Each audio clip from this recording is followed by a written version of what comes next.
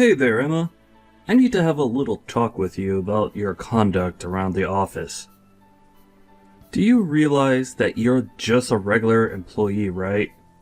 You're not a supervisor or a manager or anything like that. And yet, I've heard that you were chastising my daughter earlier today. No, I'm just curious what made you think that it was appropriate for someone in your position to go and do something like that. Hello, Mr. Sharp. I take it that you're talking to me about the conversation that I had with your daughter Lily earlier today, yes? Well, the thing is that she has been showing up to work almost an hour late every day for several weeks now. And while I'm not an official supervisor, I was tasked with looking after her while she learns the ropes of the job. So I was only trying to help her understand the importance of being at work on time. I wasn't trying to chastise or bully her, but I thought that she should know it wasn't okay to do that. In fact, I'm glad that you're reaching out to me about this. I was hoping that you could talk to her about this problem as well. What in the world are you talking about? You have got a lot of nerve even trying to talk to me, your boss, in that way. I'm sorry, did I say something wrong? I really wasn't trying to step on anyone's toes. It's just that I was told to show her the ropes. And now my daughter is absolutely furious. Tell me, do you talk to my daughter in that same condescending tone when you try and show her the ropes? You should know that I'm her father, and I know very well that she's a capable worker who doesn't need someone of your standing telling her what to do. I'm sorry, but are you telling me that I shouldn't have told her to stop showing up to work so late every day? I'm the head of this division. Don't you think I'm already aware of when people are showing up on time and when they're late? If I had a problem with my daughter showing up late, then I would say something about it. Didn't that thought ever even cross your mind? I'm sorry, I'm really confused here. Are you telling me that you're okay with your daughter acting this way around the office?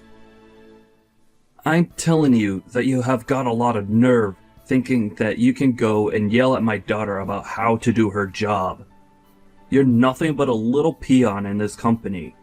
You're a replaceable worker drone who seems to have forgotten their place. Mr. Sharp, I'm really sorry if I've done something wrong. I didn't mean to overstep my authority, but I don't think there's any need to talk to me like this. I only told your daughter what I said because I was tasked with showing her how things work around here. Can we please just calm down and try to think about this a little more rationally? I mean, would you be okay with any other employee showing up that late? You've warned plenty of others not to be late. I was only taking after your example. I don't care what you thought you were doing. The fact of the matter is that you talked to my daughter like that and now she's upset. So clearly, you don't know how to handle helping other employees if all you do is make them cry. What did you even say to her that made her so upset? Mr. Sharp, I really don't know what to say to this except that I feel that this anger is really uncalled for. I really don't think there's any need for you to get this upset over what I said to Lily. And I'm sorry, but I still don't understand why you're even this upset with me to begin with. I was asked to oversee Lily as she starts working here. I have seniority over her just by virtue of how long I've been in the office. I really can't see how I did anything that would be considered inappropriate given my position in the company. Well, it sounds to me like someone needs to remind you of how things work around here. Or are you just going to keep up this backtalk until I have no choice but to fire you? Are you really threatening to fire me just over this? I think that's a little extreme, don't you? But if the problem you're having is that I was the one who spoke to your daughter about being at work on time, then maybe you could talk to her about this problem. I think she would be more likely to listen to you anyways. Does that sound agreeable to you? Oh, so now you're trying to tell me what to do as well? You really just don't know when to shut your mouth, do you? Okay. I see that I've misspoken, and I'll make sure that nothing like this happens again. I'll return to work now. How many times am I going to have this same talk with you? Huh? Well, last time was just that. As of today, you are fired from this job. Mr. Sharp, are you really going to fire me like this? Because if you're serious, then I suppose I'll have no alternative but to leave. But you do realize that you're doing this all because I'm gently informing your daughter of how to act in the office. Is that what you call all the horrible yelling and chastising of my daughter? I thought I already warned you about not doing that. But if you're not going to listen to a direct order from your real boss, then it's obvious I have no choice but to let you go. I just hope some trash like you learns how to listen to your superiors one day. I guess we'll just have to see who the real piece of trash is, won't we? Excuse me? What did you just say to me? You think that just because I'm firing you means that you could talk to me however you want? I'm just saying that your daughter shows up to work late every single day. She never does any actual work when she's here, and I've only ever seen her on the phone. Are you really going to try and tell me that this isn't an employee in need of a talking to by someone? I'm telling you that you've no right to be lecturing my daughter over every little tiny mistake she might happen to make while working here. It's not your place, and you need to learn some respect. You don't get to talk to people however you want just because you've worked here longer than them. I suppose we'll just have to agree to disagree on what the actual situation is. But if you want my opinion, you're being far too easy on Lily. And it seems to me like it might also be your fault why your daughter is seemingly incapable of changing her ways. So now you're gonna try and blame all the problems you have with my daughter on me? I really don't think I've ever had to deal with such an uppity employee before. You know, your daughter actually told me the last time we talked that she was sick and tired of dealing with me and that she would have me fired. And now here you are, firing me. So I have to ask, is this because your daughter came to you and asked you to do this? And if she did she ever bother explaining to you why it is that she was being talked to by me in the first place? Oh, this problem is much bigger than just you and my daughter now. If you really think that you could talk to your boss the way that you've been talking to me, then it's clear that there's just no place for you here. I don't ever want you to even step foot into this office building again. Do you understand me? You are fired effective immediately. Well, okay then. If that's your final decision, then I won't spend any more time arguing my case. May I ask what you're going to tell HR and our managers about my firing? Because I think it might be difficult for you to merely be doing this because of how I treated your daughter. So, I'm just curious how you're going to present your case against me to the higher-ups in our office. And just why in the world do you think I would type out everything I'm going to say to them here for you to read? I'll find a good excuse to tell them that will make them all go along with my decision. I'm in charge of this department, and what I say goes. The only person at fault here is you, for daring to try and argue with me after I warned you to stop going after my daughter. I'm sorry, but I really think that I've been very calm and collected this whole time.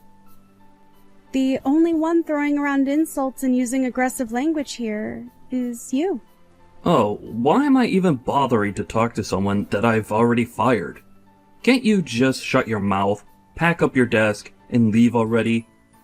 I already told you that I never wanted to see you again. Okay then. I understand.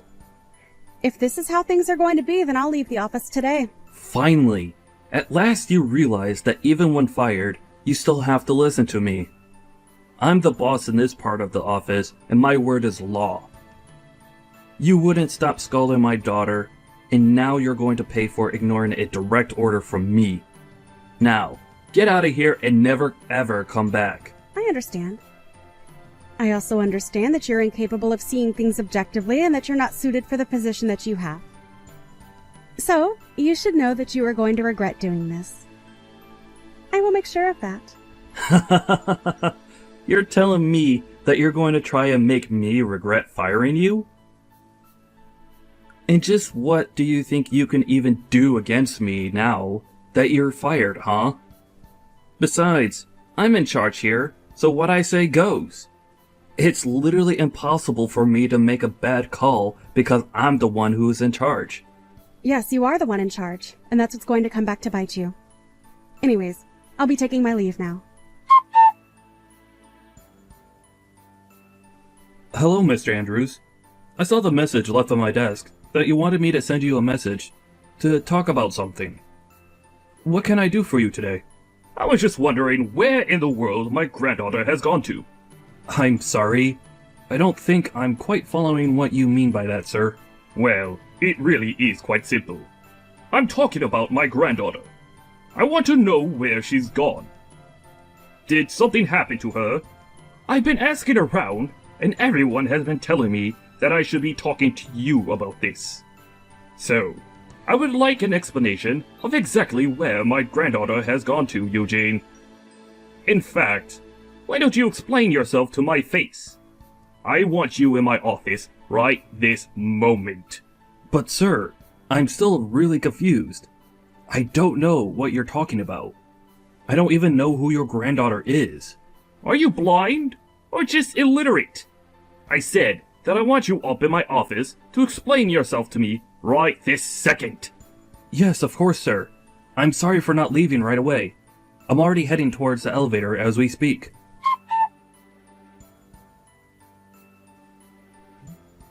What do you want now? You've already fired me, and I've already left the building. If I didn't leave anything there, I don't know what we could possibly have to talk about. Emma, this isn't about you being fired. Well, it kinda is. Look, I just wanted to say that I'm very sorry about the way I treated you the other day. I may have overdone things just a little bit. I was hoping that we might be able to talk in person a little bit. Do you have some time where we could meet up to do so? Well, someone's attitude seems to have changed quite a bit now, hasn't it? Did something happen to bring about this change of heart? Again, I would just like to profusely apologize for the way that I was talking to you the other day. And I would also like to take this chance to invite you back to your position in our company. I had no idea that you were the granddaughter of the head of the company. Oh, I see. This is all because you finally figured out who I really am. Is that it? Please, you have to come back to work for us. Your grandfather ordered me to bring you back to the company at once. Nah, I'm good. Thanks for the offer, though. What do you mean? You mean that you won't come back to work for us? You don't want your job back? I don't really see what the big deal is. I mean, I only left the company in the first place because you were telling me to. And now you're going to come back to me just 3 days later to try and beg for me to come back? But I apologized for what I said. I really didn't mean to fire you. It was all just one big mistake. You have to forgive me. Your grandpa actually just came back from a long business trip, and when he arrived back to the office, he was really upset. He demanded that I go into his office, and he started yelling at me, asking about where you were and where you had gone to. It was only then that I realized who you really were. I really had no idea about any of this, so please, you have to forgive my ignorance. Well, of course you didn't know about who I really was. After all, I was hiding my identity for just about everyone. Well, then that just shows that I was truly acting out of ignorance. I really had no idea at all that you were directly related to the head of the company. So please, I'm begging you, again, to come back. Your grandpa is very upset that you were let go from the company. Let's make something clear. I wasn't just let go. You fired me from the company, remember? I don't think my grandpa is upset. I think you are. Well, yes, okay, I suppose I am the most upset out of everyone here. So please, you have to come back. I'm begging you. I'm sorry, but I've already given you my answer, and it's not going to change. I won't be going back to work there. You can go back all you want, but the fact of the matter is that I was fired. I can't just go back. I'll have that you were fired erased completely from your record. It won't show that as having happened at all. There's no reason why you shouldn't be able to return. We can pretend like nothing ever happened at all, and you can just go back to your old position. Not only that, but if you come back, I'll apologize to you in front of the whole staff. I'll even talk to my daughter and make sure she knows that she needs to work just like everyone else does. So you mean to tell me that you could have done that this whole time, but you're only choosing to do so now? You know, if you had just done that from the start, then you wouldn't be in trouble like you are right now. But like I said, it's too late to try and change things now, so why don't you just give up already? Please, you have to come back. I'm begging you. Please don't say no to this.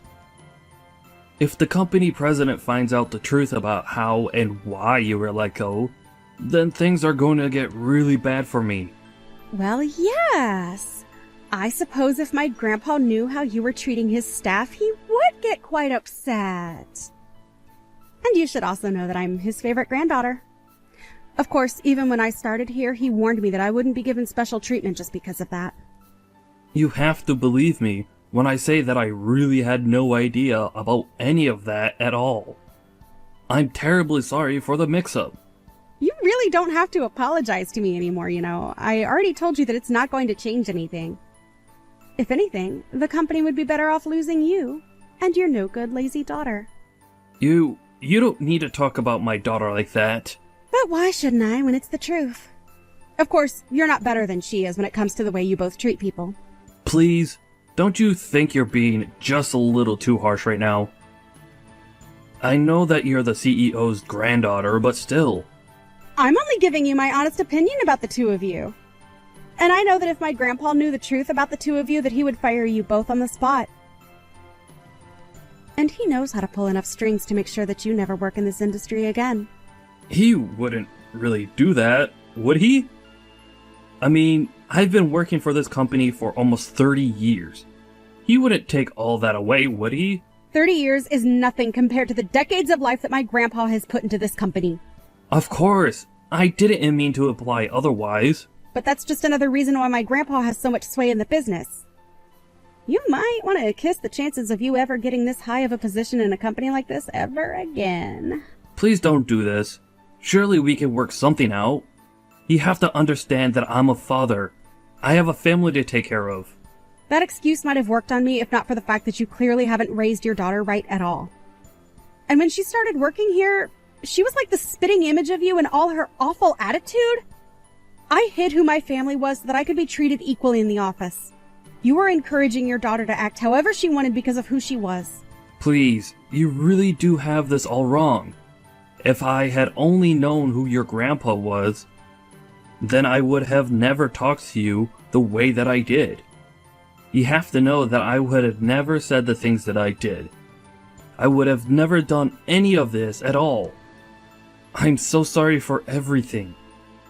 So I'm begging you, one more time, please come back. And I am telling you the same answer one more time. Not going to happen. Please, I'm asking as your supervisor to come back and work for us again. You aren't actually going to turn down a request from your superior, are you? You still think you're my superior? How can that be when I don't even work for you anymore? The moment you fired me, you lost any power or influence you had over my life. But, please, just do as I say this one time. That's all I need. You really expect me to just act like nothing happened between us at all? That's ridiculous and unrealistic. I really don't have time to carry on with this stupid conversation any longer. But if you don't come back, then I'm going to be in serious trouble. Don't you get that? If you don't come back, then both Lily and I might end up getting fired because of this. You have to come back and save us. You'll get your job back too.